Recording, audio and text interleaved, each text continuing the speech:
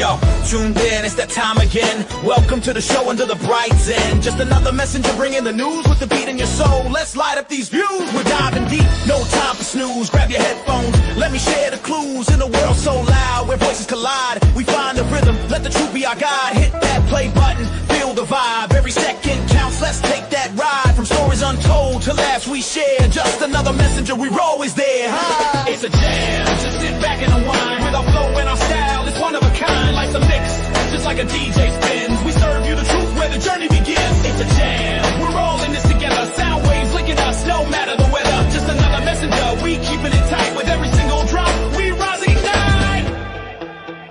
Yeah. Good day. Good day. I'm your host, Tamara L., and welcome to another installation of Just Another Messenger, where we raise the situational urgency and consciousness regarding today's current events. We'll dive deep into the historical past by examining the philosophies, legal system, and political decisions that continues to influence our daily lives. So please join the conversation during the episode. Your comment matters. Hit the subscribe, share, and like button to be a part of more thought-provoking conversation in the future. You wouldn't want to miss it. And don't forget to visit our website at www.justanothermessenger.com that connects you to all our social feeds, online merch store, and our link to support the work via Cash App at $JustAnotherMessenger. So let's get started.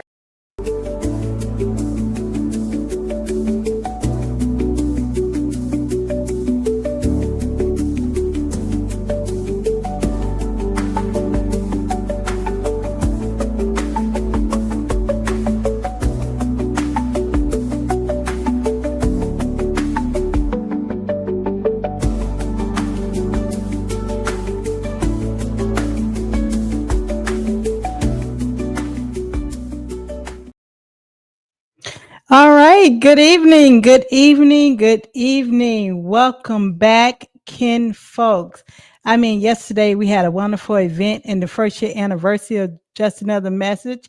So you're now tuned in to episode number 2, season 2, episode 1 of Just Another Messenger. And I am your host, Tamara L. Tonight we're pulling the mask off the myth. Now, what if I told you that the United States Constitution, the so-called crown jewel of the Republic, guised as democracy, wasn't an original idea at all? What if the very framework that American brags about was copied straight from the indigenous nations they tried to erase? Now, tonight, we're talking about constitutional copycats. Now, in college, it's typically called plagiarism. That's the name of it when you don't do your work, you do someone else's work. Now, before we even touch on 1776, now before the ink of the independence hit the parchment, there were already law here. And we're going to go over that. There was already order, balance, government, and structure right here on Turtle Island. And it wasn't chaos. It wasn't primitive. It was civilization. So when they say civilization did not exist at Turtle Islands, that is absolutely false information. Now, we'll talk about from the Mississippi Mound Builders to the Illinois Confederacy, the Powhatan's Confederacy, and to the Anishinaabe Confederacy, known today as the Iroquois, had already established what they call the Great Law of Peace.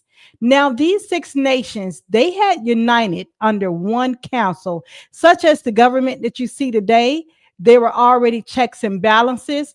There was representation. There was also consensus.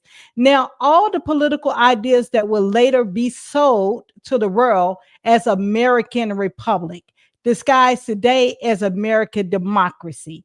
Now, let's think of Benjamin Franklin, Thomas Jefferson, and the other framers that they called the founding fathers. They sat in on those councils. They took notes. They admired how the Iroquois managed unity without monarchy. That was the thing. If you saw the most recent marches that took place last Saturday, just passed in America, all throughout the American states, where all there was banners held up that said, we left our kings in 1776. And I posted on my personal website to say, oh, it's amazing how they know, which means that they fled their king over in Europe to be in nations over here where there were peace. Now, they wanted to be without monarchy, leadership, and without tyranny. Remember, guys, they left to escape tyranny and religious prosecution. So Franklin even wrote that the colonies could learn from the savages. Savages? What savages? They weren't savages. We had teachers, we had scholars, we had chiefs, we had kings, we had statesmen, we had lords, and we are the royal bloodline. They copied the structure, the Federation of States, the Council of Representatives, the balance between local and central government, all inspired by the Anishinaabe Confederacy. So that's what you see here. You see a rewrite, a copy of the Constitution. But here's where the twist, here's where the plot thickens here. While they copied the structure, they stripped the soul. They stole the order, but not the balance. They took the blueprint, but erased the people by paper and some by bloodshed. Now, how did they do this? Because they built into that indigenous system was equality, especially for women. Because what was the Anishinaabe Confederacy built on? It was the clan mothers. They were known as the noble ones. They appointed the chiefs, in which they called the lords. Now, women held veto power. Harmony wasn't a theory, it was law. It was a system built by the matriarchs. Yes, it was a system that was built by the mothers. And that's exactly what the European framers deleted. They wanted control, not corporation. They wanted ownership, not stewardship. So now here's where the story gets even darker, because while they borrowed our governance, they erased our identity. And that's where Misclassified begins. And that's what we're going to get into tonight, folks. So we'll see where the colonizers arrived. They didn't just bring guns, they brought their pens, and those pens became weapons. Weapons up till today. They started classifying people not by tribe, not by nation, but by color, such as Indian, Negro, color, mulatto, and today, African American. Now, each word, it's just in a label, and it wasn't a label then, and it's not just a label now. It's actually law. Because if you were recognized as indigenous or aborigine, the government had to deal with you as a sovereign. So, but if they could reclassify you as a Negro, Black, colored, and now African American, suddenly you have no treaty, no land, and no rights. That's how it works. You were just erased from the record, but still standing on your own soil. Let's just think about the famous quote from Martin Luther King, as he stated in the 1963 speech, "I have a dream." And he states that the Negro is still languished in the corners of American society and finds himself in exile in his own land. Now that's the root, people. That's the root of Misclassified. It wasn't about confusion. It wasn't about control. They didn't change who you were. They changed what they called you, and still calling you today. And in America, what you determined rights you have, what they call you determines your rights. So tonight, we're going to be tracing the stolen DNA of the Republic, who you are. From the misclassification to you are. We'll follow the paper trail from the Great Law of Peace all the way to the Philadelphia Constitutional Hall. We're going to get into it. And we're naming names tonight, people who copied, the ones who covered it up, as well the ones who paid the price for being misclassified, as we're still paying that price today. So this is just another messenger signing back in for another season. And this is Misclassified, Constitution Copyright. All right, we're going to go ahead and get that started for a moment.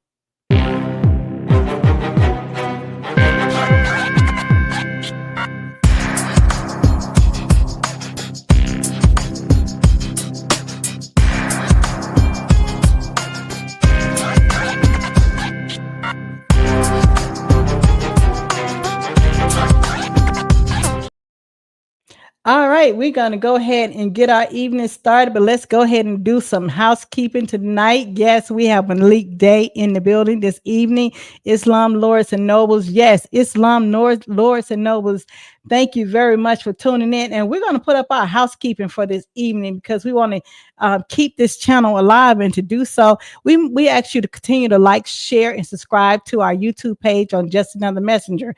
I said yesterday, if you are over on my personal Facebook page of Tamara L, I'm not able to see any of your comments until after the show. So I'm not ignoring you. So jump on over to YouTube at Just Another Messenger, and you can be a part of the conversation as we are live today.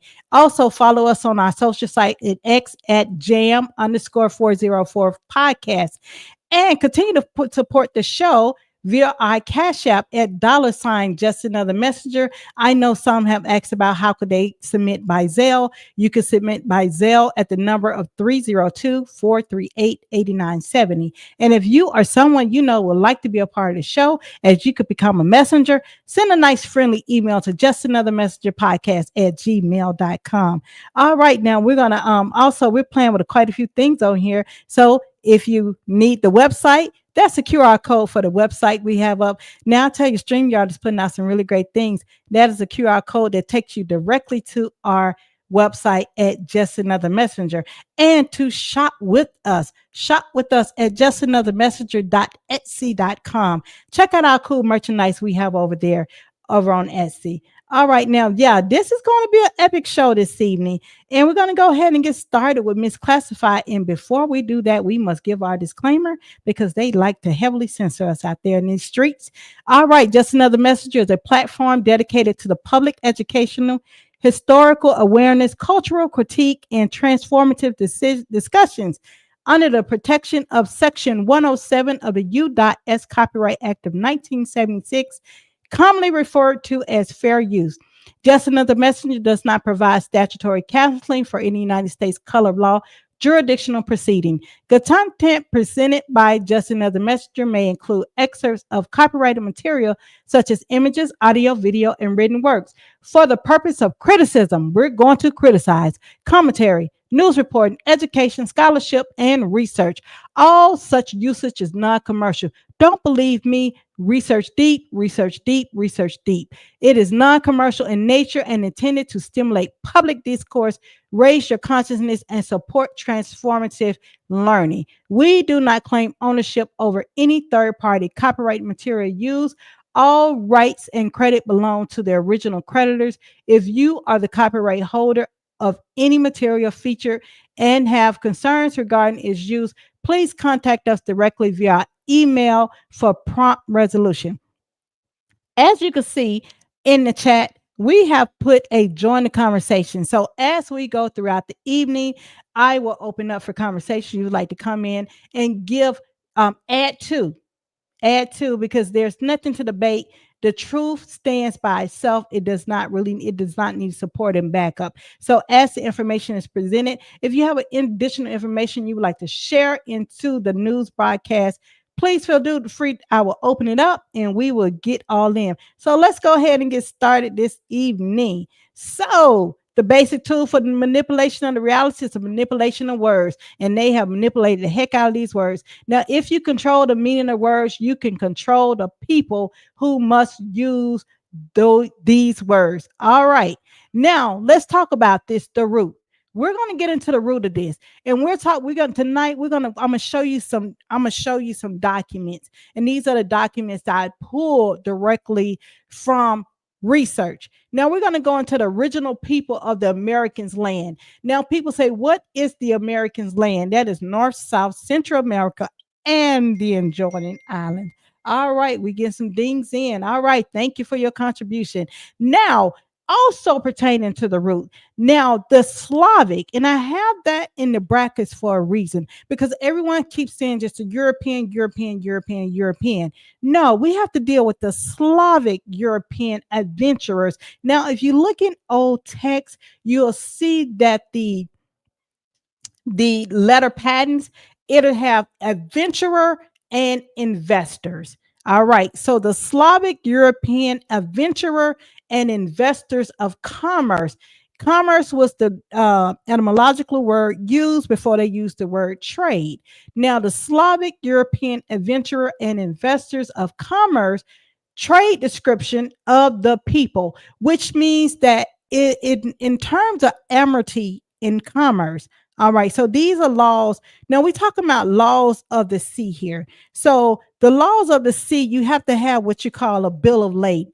You have to have an invoice, and also as an envoy, when you are an envoy, which means you have been given a letters patent, which is a licensing to travel the seas, the high seas, and go from nation to nation appointed by your king to be able to go in for business. It is as if you're traveling today to go on behalf of your company to continue the work of the business. Okay, so in doing so, when you're labeling things on that invoice or that bill of lading, and when you get to certain destinations, there must be a description that the envoy must send back as a messenger to the king. But before it reached the king, there was a commissioner. There was a commissioner body politic that was set up before it went to the king, and the people that commission was named the Commission of Plantation and Trades. Don't believe me? Look it up. It was Commission of Plantation and Trade. They were the body in which the envoys who traveled through the adventures and investors, they traveled and they sent the message back, and they had to describe the people they encountered. They had to get a description of whom they were speaking to and whom were traveling with them on the envoy. So let's look at how they describe the people, the Slavic European adventurer and investors. Thank you for your contribution. Thank you very much. So the description of the people were known as swarty. I want you to look these things up. Tawny, brown, and I put a star next to it because the ones with the star is directly you're going to see it in the body of work that I show you. The people are described as swarty, tawny, brown, copper, Indians, Aborigines, natives, and even blackamoors. Now, tawny, brown, copper, and blackamoor, I'm going to touch on those description of the people as we get into other episodes. But for this evening, I'm going to show you swarty, Indians, Aborigines, and natives. All right. Now, Slavic European adventurer and investors encounter with American nations. I said nations, not tribes, nations. Yamasee, Washita, Choctaw, Cherokee, Creek, Catawba, Seminole, and Iroquois. Iroquois was a nation of 6, and then they added 2 more, which was the last nation that was added into the Confederacy, which means to join together, just as the United States is a confederacy of various nations. All right. So these are the nations that the Slavic European adventurer and investors encounter. This is the root. Okay. Arrival of the Slavic European lawfare. European law was rooted in the doctrine of discovery, which claimed that Christian nations, and we underline this Christian nations for a distinct reason. They had the divine right to seize land from non-Christian people. So to justify that theft, they had to dehumanize and reclassify the original people of the land. All right, take a photo of that. Take a photo of that. Christianized. So the people that you're going to see that they gave the description of swarty, Indians, Aborigines, and natives, they were non-Christian. So for the descendants today to claim they're Christian, you're going against your own nature. So we're going to get into that. All right. So we're going to look at the founding fathers of where they found in Thebes. And we're going to focus on the area known as the northeastern seaboard. And the one person we're going to focus on that had the greatest stroke of the pen as a sword is Benny Ben, William Penn. All right. And we're going to look at an observation made after visiting the interior of Pennsylvania. Now, let's look at the date on this. This was from the 16th of the 6th month, and it has in parentheses August 1683. Now, why did I put emphasis on that? The 16th of the 6th month, they're saying is August. Because if you look at old way in which the years were counted, the first month started on March the 21st. So if you start March the 21st and you put in 6 months, that would be August. Okay, so that will let you know that there's been a play in the calendar, playing with the calendar and throwing the original people off the course. So the people has been thrown naturally off course because the New Year's is not January the 1st. They were well aware that the New Year was March the 21st. So when people say, do the countdown 5, 4, 3, 2, 1 on December 31st and say Happy New Year, it's not the New Year. Everything is in its dormant state. Life is in its dormant state. It has not risen as of yet, which means the sun has not crossed over the vernal equinox to usher in the Passover, to usher in spring. So this lets you know they were well aware in 1683 that the first month was March the 21st of the year, calendar year. So put a pin in that. Now, this is quoted from Samuel Jennings' Life of William Penn, the 6th edition. He wrote this. Look at this, 200 years later, in 1882. Now, this information was based off what William Penn wrote as the foundational political nation government and the Constitution, in which I said they set up under the councils of. They sat in the councils, and pretty much they were the spook that sat in the corners and documented how governance is to work and how how it is handled throughout the nation. And they looked at the different articles, the 117 articles, which is called the wampums of the Iroquois Anishinaabe Constitution. Now, you're going to see Iroquois as the modern English term that was rebranded. That's a rebrand of a nation name. But the former name I'm going to show you is the Anishinaabe Great Law of Peace, the Great Binding Law. Okay, so and I'm going to show. Here's the area in question of which Ben Franklin sat at the feet of the Aborigines and learned government to government relations. So no, we were not savages. We ran government. We ran nations, very nations. As you can look in the corner in this area, you'll see what has the Seneca, Cahuja, Onidawi, Ania, and the Mohawk. This is the area known as the Anishinaabe Iroquois territory. As you can see, is the area next to the left. As you can see here, it's in the area northeast area, New York, in the Illinois area, the Great Lakes area. And then they added in Delaware was the last nation, the Lenape, Lenape. That's for your reference to look up. So the Lenape nation was the last nation that confederated into the Anishinaabe Confederacy. All right, let's get into looking at let's add this to the stage. I want to add this to the stage for context. All right. Now we're going to look at this. I hope you can see it. All right. Now, this is what the Samuel Jennings' Life of William Penn. This is what he excerpted out of the Federalist paper. And this took place in the spring of 1683 when William Penn made a journey to the interior of his province, during which he made himself more fully acquainted with his surface soil and natural productions, and visited the Indians in their wigwams, with whom he learned to converse in their own language.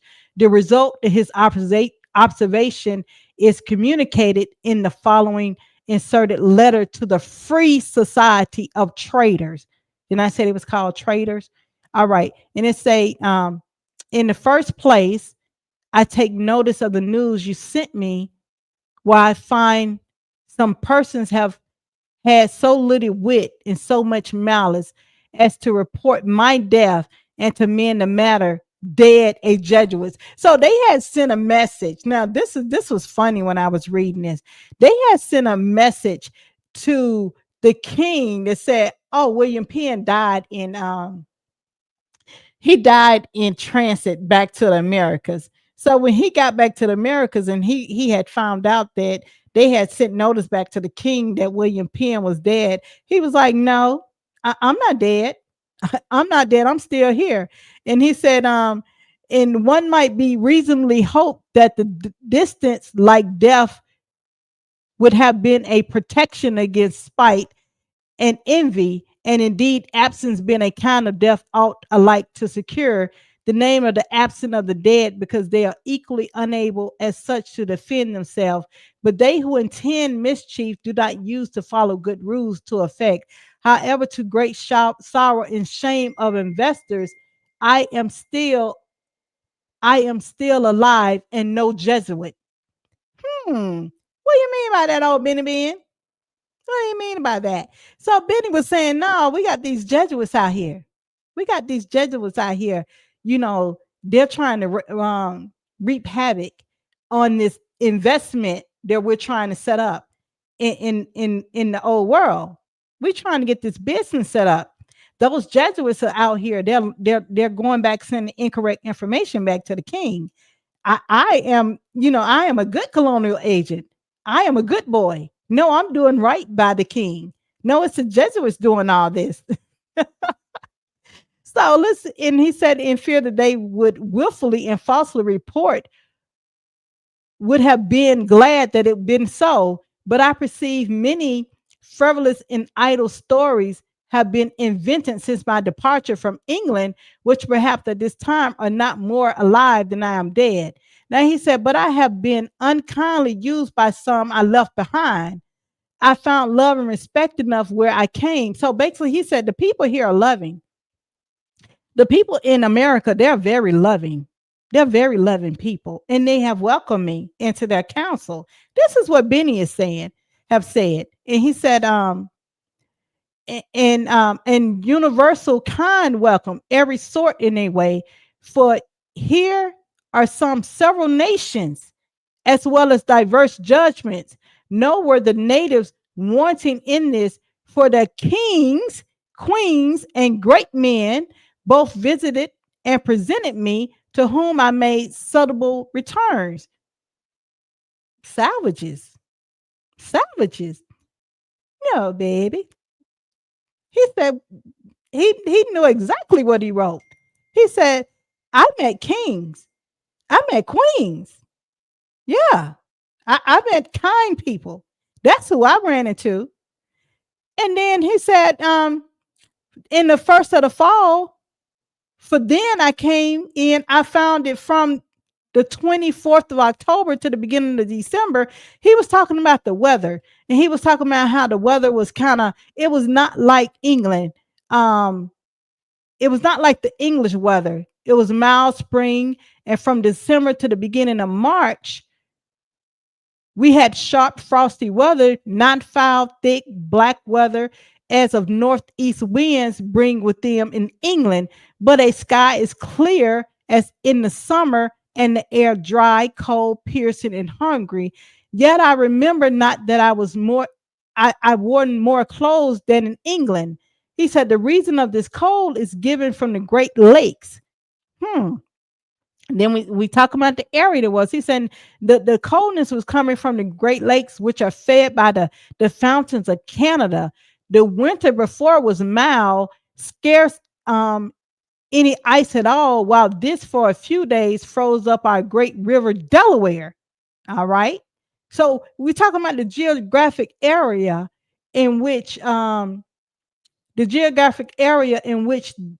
Ben Franklin was talking about, the area in which he was a part of, and sitting amongst these kings and queens in the area. He said the winter before was as mild, scarce any ice at all, while this is a few days froze up our great river Delaware for that month to month called June. So we enjoyed a sweet spring, no gusts but gentle showers and a fine sky. Yes, this I observed, that the winds here as there are more inconsistent spring and fall upon that turn of nature than in the summer or winter. From hence, in the present month, August, which ended the summer, calmly speaking, we had extraordinary heats, yes, mitigated sometimes by the cool breezes. He said the wind that ruled the summer season in the southwest, but spring, fall, and winter, it is rare to want the northwestern 7 days together, and whatever mist, fogs, and vapors foul the heavens by easterly or southerly winds in 2 hours' time are blown away. The one is followed by the other, and a remedy that seems to have a particular providence in it in the inhabitants. The multitude of trees yet standing, being liable to retain mist and vapors, and yet not a quarter so thick as I expected. So I wanted to give you that setup. I wanted to give you that setup and framework. I know that's a lot. And reason why I'm diving into this area, because we have to understand the area that we're dealing with when we're talking about uh where the foundation of the misclassification began. We're putting a pinpoint of where it started, because this is where the nations, they were doing international relationship with the European kings and their colonial agents that came over. So this is what you call government to government relationship. So these government to government relations were being set up in the interior of the area known today as Philadelphia. The uh, um, the Aborigine name was called Shakamaxim. So when you go looking and digging into that, you have to make these correlations, because it can kind of throw you off and trick you into your studies and to have you kind of in different areas. So we're going to put a pinpoint in this interior of Philadelphia, Seneca, the Great Lakes area, which is known as the a part of the Illinois Confederacy, and it was also part of the Mississippi Bound Builders areas, kind of skirted that area. So we're going to look at the pinpoint of that, because you have to understand where it all begins, and then we'll get into other episode of the unraveling of the misclassification. So we start where we begin where it all came together, and then we are unraveling as we know the process of where to unravel these things at. All right, let's see what we got here. Thank you. Thank you very much. Thank you very much. I love that my mother is a student of Just Another Messenger. Oh my God. This is beautiful. So let's talk about the fruits. And he talks about how he find in the woods are the white and black mulberry, chestnut, walnut, plum, strawberries, cranberries, hurtleberries, and grapes of diverse sorts. Now, if you look into that, we're going to read into that now, because people always talk about what is native, aboriginal, indigenous to different areas in Americas, and then they talk about other different nations across the water over in Africa, and they say, oh, this came from this came from there. This is evidence to show the different fruits and vegetables and wildlife that was already in America, that is part of the land. So, which means that a lot of the fruits and vegetables that are in other lands, such as in Africa, over in Europe, they came from America. As you can see in this document, what Ben Franklin talked about, how we sent, we sent trees over, we sent animals back home, we sent them back. Now let's look at that. Now we're going to skip that part. We already talked about the fruits, and we're going to get into this. Now say the artificial produce of the country. Now I thought this was very interesting. Number 6. Let's go down here. Number 6. I hope you can see my hand. He said the artificial produce of the country is wheat, barley, oats, rye, peas, beans, squash, pumpkins, watermelon, muskmelons, and all herbs and roots that our gardens in England usually bring forth. So when we talk about certain things that doesn't set right with our DNA makeup, our biology, and we can think about why these things does not suit our body composition. This is why it doesn't suit our body competition composition. When you think of why um, Aborigine or melanated people have sensitivity to wheat, this is why, because it is not natural to the land. This is not something that we grew in the land. All right. Let's look at this. And they say of the living creatures, we had fish, fowl, and the beasts of the wood were are diverse sorts, some for food and profit, and some for profit only, for food as well as profit. The elk as big as a small ox, deer bigger than ours, beaver, raccoon, rabbit, squirrels, and some eat young bear and commended. A fowl of the land, there is the turkey. It didn't say chicken, it's a turkey. So for years, I couldn't. I started getting very sick to chicken, and I didn't understand why. Because I mean, it was really wreaking havoc on my system. And then the more I got into, there's a book say, food for your blood type. And then I got sensitivity tests and things like that. And a lot of these things that I thought you've been eating for so long that is helpful for you turn out to not be for your good because it does not correlate with your blood type. So, us being aborigines to the land, a lot of these things that were introduced into our land, they're not for us. And then when you dig into the correspondence, you say, okay, these people brought over their food. They brought their food with them, and that food was good for their consumption, but that food is definitely not good for our consumption. All right. So as you can see, it said turkey in 40 and 50 pounds weight, which is very great, pleasant. Heath birds, pigeons, and partridge in abundance. Of the water, the swan, the geese, white and gray, brants, ducks, veal, and a snipe, a cory, and that is the great numbers. But the duck and the teal excel, nor so good have I ever eaten in other countries. Of fish, there's a sturgeon, heron, rock, shad, cat's head, sheep's head, eel, smelt, perch, roach, and in inland rivers, trout, some say salmon, above the falls of shellfish. We have oyster crabs, cockles, conchs, and mussels, some oysters 6 inches long, and one sort of cockles as big as the stewing oysters that make a rich broth. The creators for profit only by skin or fur, which are natural to these parts, are the wild cat, panther. You see that? Wild cat. So wild cat is not from Africa. Panther is not from Africa.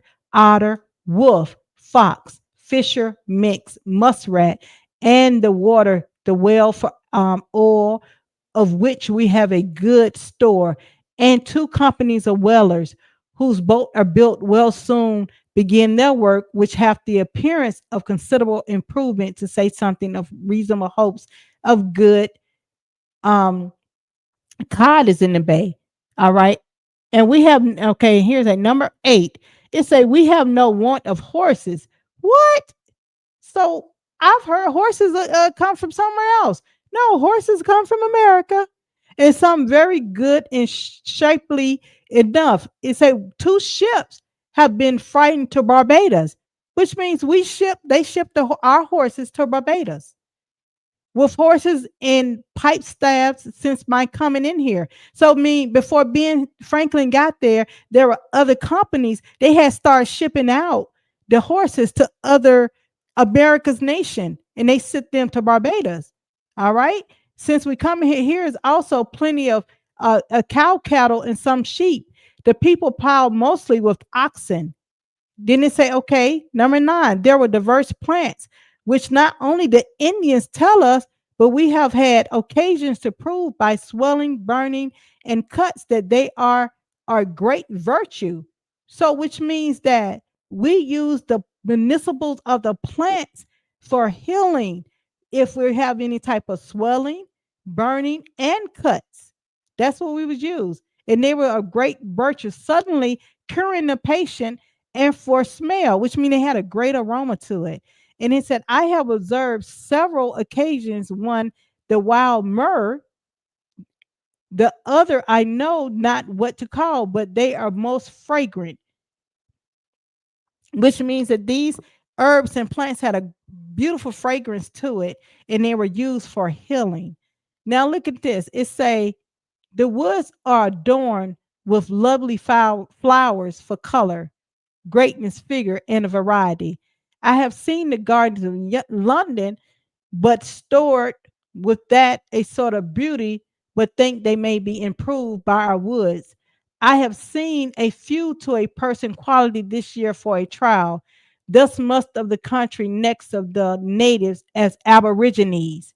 Okay, I'm gonna read that again because that I don't want that to go over your head. It said the woods are adorned with lovely flowers for color, greatness, figure, and variety. I have seen the gardens of London, but stored with that of sort beauty, but think they may improve by our woods. I have sent a few to a person of quality this year for a trial, which means a lot of the flowers that you see over in London and other nations, they are aborigine to America. So a lot of times people travel in their travels and you're looking at America when you go to London. You're looking at America when you go to, Europe, these European nations. You're looking at America when you sometimes when you go to Africa. You're looking at America. So a lot of times, people get so enamored when they go across the waters, but sometimes you can go just across the street and see the same thing. You can go around the corner. You can go to another a nation out Central America, out west, and explore America. There must be an exploration of America before we keep giving homage to all other nations somewhere else. We must look at the restoration of America before we could keep clapping for the restoration of another nation somewhere else, because their Aborigine America has befalled unto a foreign nation. We're going to show you that. I hope you're able to see this green. I'm trying to maximize this thing. All right. It say the natives I should consider in their person's language, of their original. For their persons, they are greatly tall, straight, well built, and single portionally. They tread strong and clever, and mostly walk. Hold on. I don't like this. I'm gonna share this a different way. Share screen. I don't like how this doing. I'm sorry. Bear with me for a minute because I want you to see this. Mhm. Let me pull this up. I want everyone to see this because I don't want this to be lost in translation. All right. I'm going to pull this off and I'm going to share the screen. Just bear with me one time.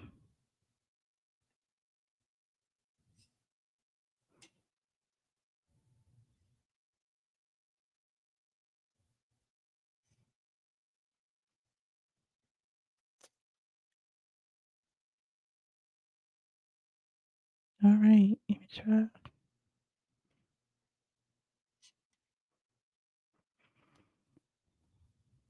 All right. You got to be kidding me. All right. Where is it at?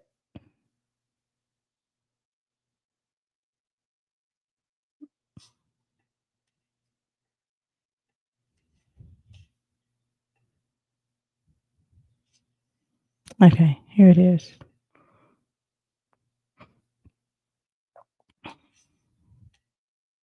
All right. Good. We're gonna have to blow this up.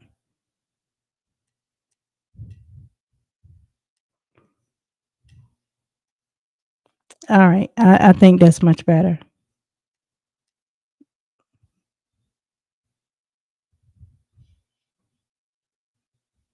Let me know if you're able to see that much better.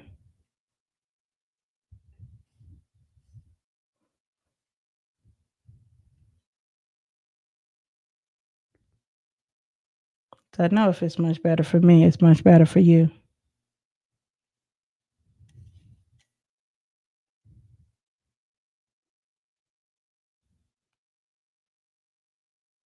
All right, here we go.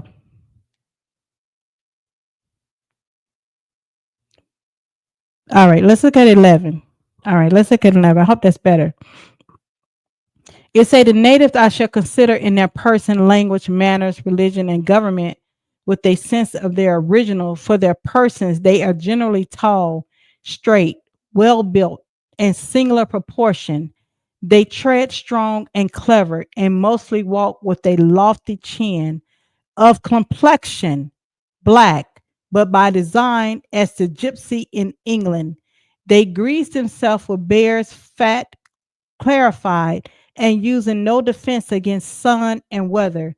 Their skin must needs to be swarty. Swarty. Look up the definition of swarty. Their eye is little and black, not unlike a straight looked Jew. The thick lip and flat nose, so fragrant with the East Indians and black, are not common to them, for I have seen as comely European like faces among them of both sexes as on your side of the sea, and truly an Italian complexion have not much more of the white, and of the nose of several, and the nose of several of them has as much of the Roman. It say the language is lofty yet narrow, but like the Hebrew, insignificant, full, like short-handed in writing. One word severed in the place of three, and the rest are supplied by the understanding of the hearer, imperfect in their tenses, wanting in their moods, participles, adverbs, conjunction, interjection. I have made it my business to understand it, that I may not want an interpreter on any occasions. And I must say that I know not a language spoken in Europe that have the words more sweetness or greatness in accent and more emphasis than theirs. Hmm. Now this is coming from old Benny Ben. All right. Now let's look at what he talk about their customs. We're gonna blow this thing out. We're gonna talk about their customs now. It say of their customs and manners, there's much to be said. I will begin with the children. So soon as they are born, they wash them in water. I mean, y'all don't. And while very young and in cold water weather to choose, they plunge them in the rivers to harden and embody them. Having wrapped them in a cloth, they laid them on a straight board a little more than the length and breadth of the child, and swaddle it fast upon the board to make it straight. What for all Indians have flat heads, and thus they carry them at their backs. The children will go very young, at 9 months comely. They wear only a small cloth around their waist till they are big. If boys, they go a fishing till ripe for the woods, which is about 15. All right. So this is what they talking about when you talking about lowering the ages to adulthood. All right. So they're trying to get back to these original ways of the land. They say then they hunt, and having given some proof of their manhood. Now I talked about this before. I said I was speaking to someone and I said every male is not a man, because as you can see, your manhood comes by proof, and that still goes to the day. Manhood and womanhood comes by proof, and they say by a good return of the skins, they they may marry. So they're not to marry until they have proof that they know how to protect, and provide for that woman. Else it is a shame to think of a wife. The girls stay with their mothers and help to hold the ground, plant corn, and carry brethren, and they do well to use them to that while young, which they must do when they are old. For the wives are the true servants, are the husbands. The wives are the true servants of the husbands. Otherwise, the men are very affectionate to them. So basically, that means courting. If they're not your wife, you have to court you have to court the woman for her to become your wife. So this is what Benny Hinn observed in the custom rituals and how the people operate in the society and the nation. And look what he talked about with their diet. He said their diet is maize or Indian corn. Aren't we still eating that today? Diverse ways prepared, sometimes roasted in the ashes, sometimes beaten and boiled with water. Don't we call that? They call it hominy. Don't we call that grits? Don't we call that grits today? They also make cakes not unpleasant to eat. Don't we call that cornbread and whole cakes? So how are we doing anything different today than our ancestors did, except that we're not being who our ancestors were? That's the only difference. All right. They also make cakes that was unpleasant to eat. They have likewise several sorts of beans and peas that are good nourishment, and the woods and rivers are their labor. All right. So this is what he talked. This is what Ben Franklin observed. This is what he observed about the people. So I want to skip over and make the connection to the Confederacy. I want to make the connection to the Confederacy. So I'm going to remove that and I'm going to put this up here for now because we're still talking about this area. And I want to make the connection to the Confederacy here.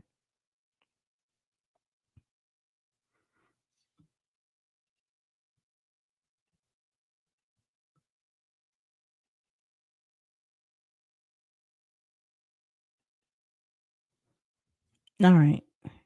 Here we go.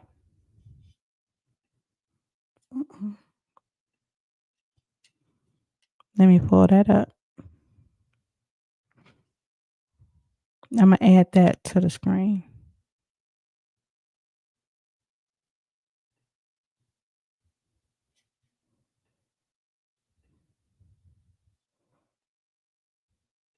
I want to add this. I want to add this to the screen so you can see it. All right. We're going to look at that. Ooh, that's kind of big. All right. We're going to look at the Great Law of Peace. We're going to dissect this. We're going to dissect this and we're going to make this connection here. So I can be able to see it. I hope you can see it.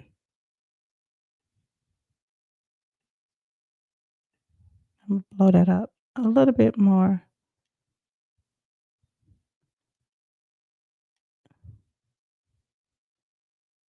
All right. Why is this showing so little?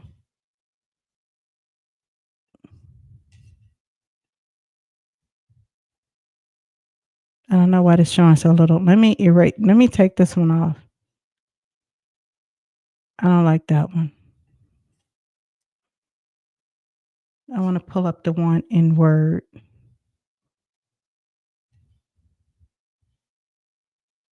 Because you can't even see that one.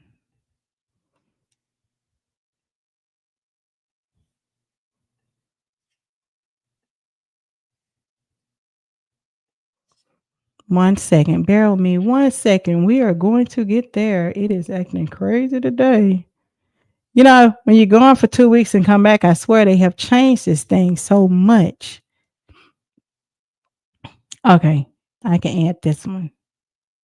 This is much better to the eyes. I promise you that. Let's add this one.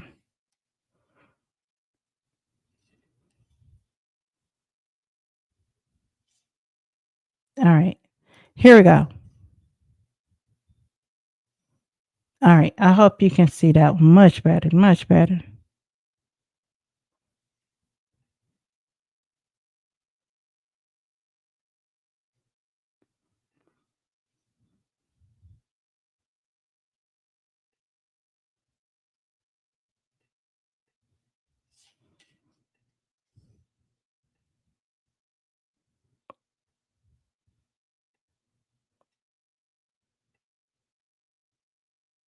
All right. Let's get this here.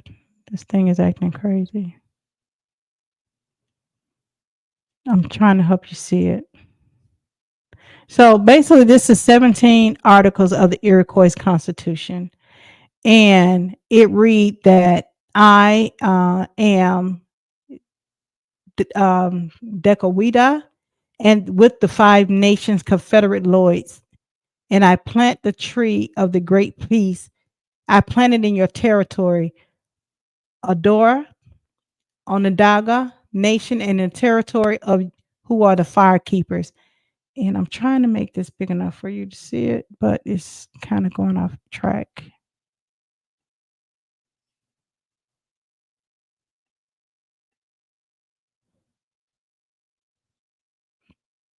There we go. There we go.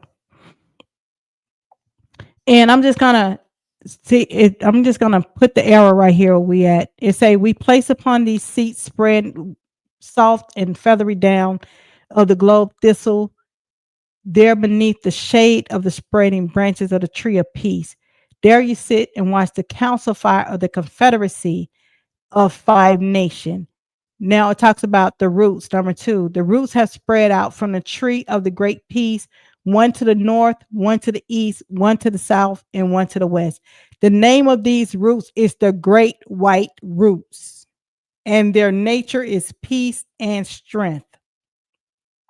It say, if any man or nation outside the Five Nations shall obey the laws of the great peace and make known their disposition to the lords of the Confederacy, they may trace the roots to the tree, and if their minds are clean and they are obedient and promise to obey the wishes of the Confederate Council, they shall be welcome to take shelter beneath the tree of the leaf. Now, this portion is called immigrating into this society. Now look at here where it say we place at the top of the tree of the long leaves an eagle. Who uses an eagle? Okay, I know your answer said you dot s. Who uses an eagle? Who uses an eagle? Absolutely, you're absolutely correct. So that's why we say Constitution copycat.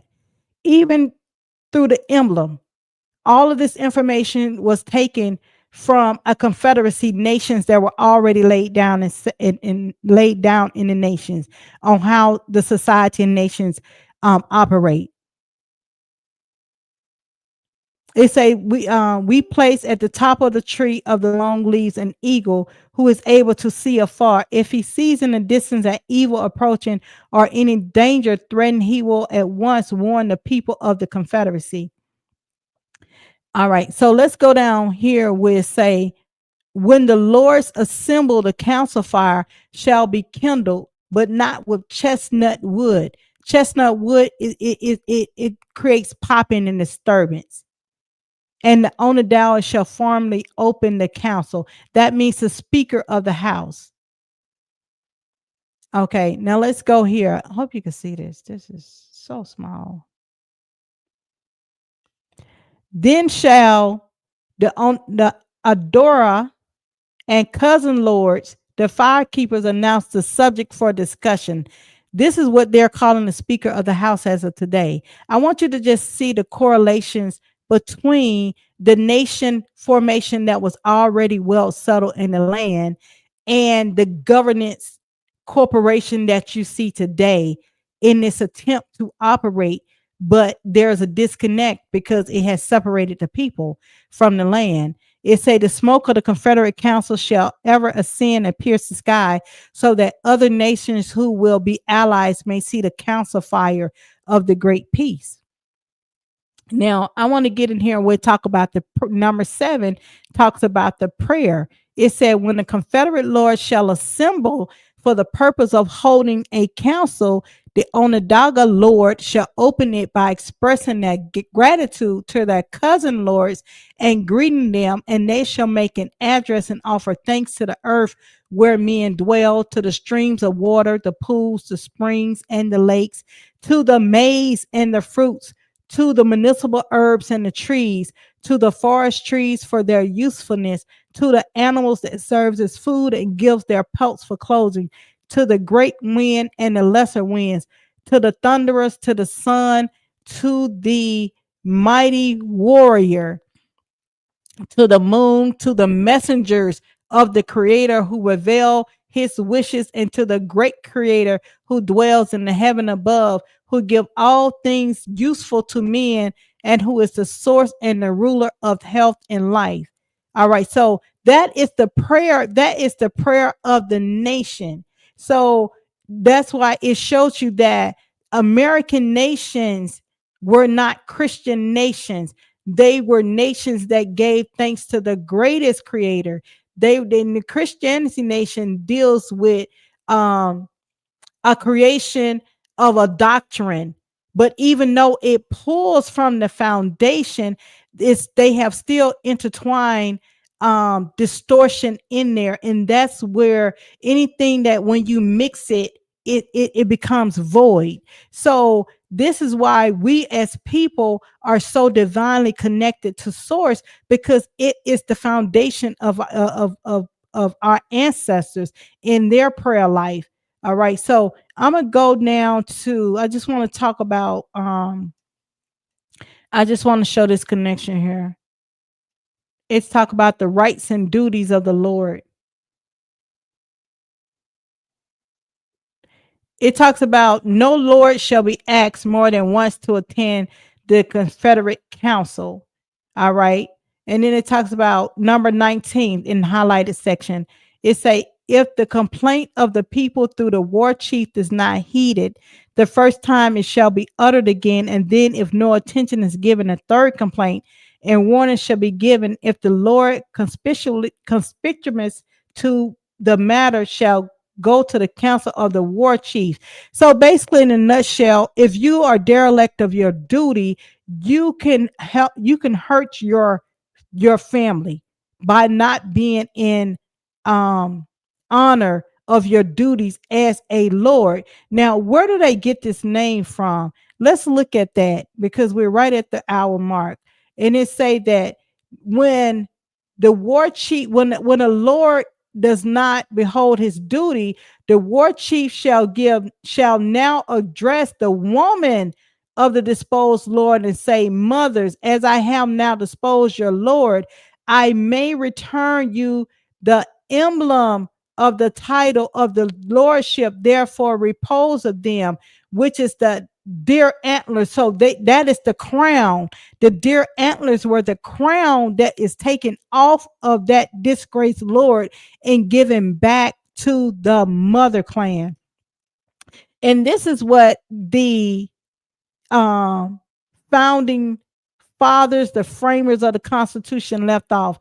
I want to go. Let's look at number 21. Let's look at number 21 where it talked about this.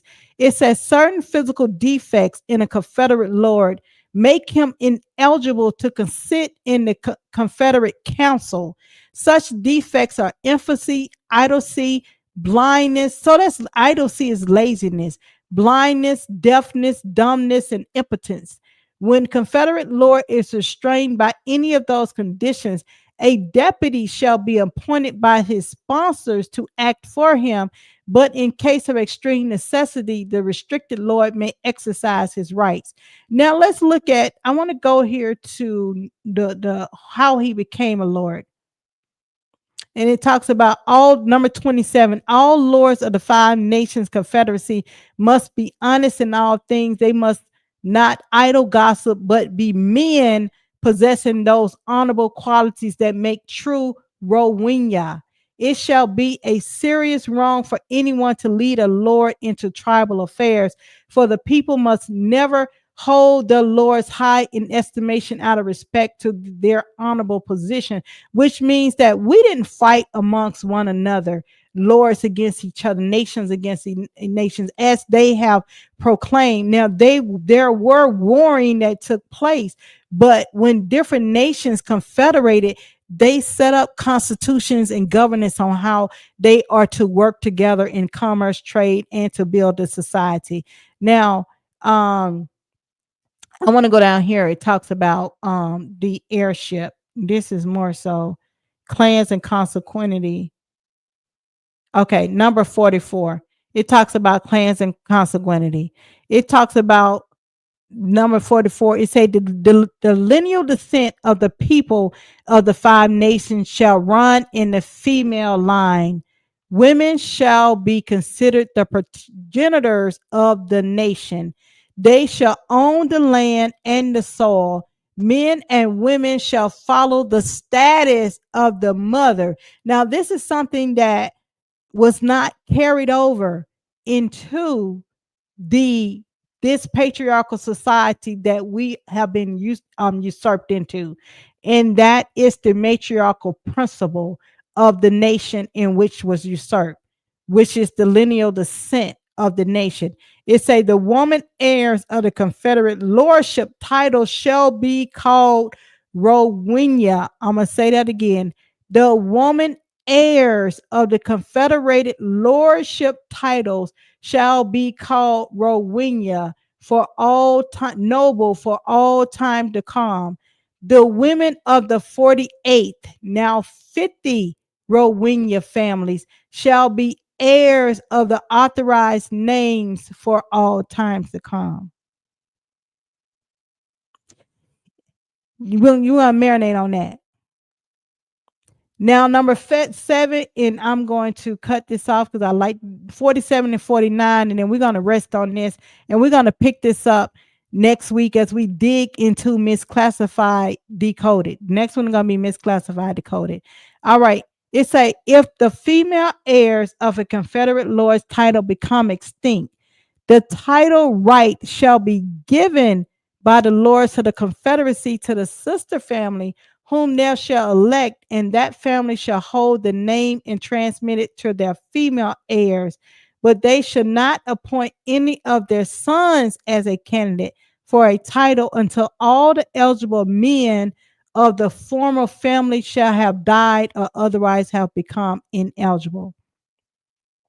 Number 49, if any of the Rowena women heirs of a titleship shall willfully withhold a lordship of other title and refuse to bestow it, or in such heirs abandon, forsake, or despise their heritage, then shall such woman be deemed buried and their family extinct. The titleship shall then revert to a sister family or clan upon application and complaint. The lords of the Confederacy shall elect the family or clan which shall in future hold the title. So, people, in other words, if your family is derelict and shall willfully withhold a lordship or otherwise title and refuse to bestow it. So, if you refuse to bestow a lordship in its position from your household has been cut off and in its extinct. Your family line become extinct and buried from the council. So this is the area that we were talking about, in which Ben Franklin, they sat at the council of the Anishinaabe Confederacy territory. This is the area in which they learned governance, not by savages, but they learned governance by our people, whom they described as Tawny, Aborigine, Native, Indian. They gave different names to that. Now, as we talked about this, I hear people to say, this sovereignty shit don't mean anything, but this is the bigger picture. This is a battle over sovereignty as we go into right now. This is the battle that we are dealing with regarding sovereignty. We're dealing with indigenous sovereignty. We're dealing with the continuation of foreign sovereignty, and we're dealing with financial sovereignty. So yes, this sovereignty shit matters. It definitely matters. So we have to understand where the misclassification took place and how what they saw when they arrived. They saw nations, they saw kings, queens, lords, Rowenyas. They saw a governing system in which they copycat, and they took of the 117 articles, and they took 10% of that. It was too heavy to take the whole load. They took 10% of that and made a Declaration of Independence. They made an amendment and they made their constitution, but they left out the inheritance, the foundation, which is a matriarchal principles. So yes, this is the bigger picture. This is the battle of sovereignty. Now, as we move along into this new year, we have upcoming soon, we have what you call Fine Print Fridays. And Fine Print Fridays is going to definitely get into the solution base that we talked about dealing with sovereignty. That would not be aired. That information would not be aired on YouTube because that information is heavily censored. So we're going to get into the solutions, the cause, the action of the misclassification and the decoding and the removal of those classification in our Fine Print Friday sections. So we're going to open up more of a classroom Patreon type setting for that to take place. All right, we're going to do that. But in the interim, shop our Etsy store at justanothermessenger.etsy.com and check out our merchandise we have. Continue to help the message grow. Continue to help push. Be a messenger. Help push the information out. Get the algorithm going. The work we are doing, we are ramping this thing up. This is year 2, season 2. This is episode 1. Been out for a couple of weeks, so we got to work out the bugs. So we're going to be more equipped with understanding what this changes that took place right here on this StreamYard. They've changed up a couple of things throughout the past 2 weeks, but we're going to get it figured out and going to have a more smooth transaction thereafter. But in the meantime, we want you to tune in every Wednesday, 8 p.m. Eastern Standard Time. We're not monetized on YouTube. So you can always give through our mediums of Cash App at Justin Another Messenger. Also shop our Etsy store at justanothermessenger.etsy.com. I'm going to put the QR code up there. If you'd like to go ahead and put your camera up and hit the QR code, it's going to drive you directly to our Etsy store at justanothermessenger.com. And this is our QR code I'm going to put up for our website, which is www.justanothermessenger.com. If you want to put your phone up and go ahead and hit the QR code for that. And if you are someone would like to be a part of the show, send a friendly email to justanothermessengerpodcast@gmail.com. And what we're going to do, we're going to let you tune out to our new introduction, and we're going to create an outro for the end of the song. But right now, we're going to give you 50 minutes of the introduction so you can get familiar with our new sound. Yo, tuned in, it's that time again. Welcome to the show under the bright zen. Just another messenger bringing the news with the beat in your soul. Let's light up these views. We're diving deep, no time for snooze. Grab your headphones, let me share the clues. In a world so loud, where voices collide, we find the rhythm, let the truth be our guide. Hit that play button, feel the vibe. Every second counts, let's take that ride. From stories untold to laughs we share. Just another messenger, we're always there. Hi. It's a jam, just sit back and unwind. With our flow and our style, it's one of a kind. Like the mix, just like a DJ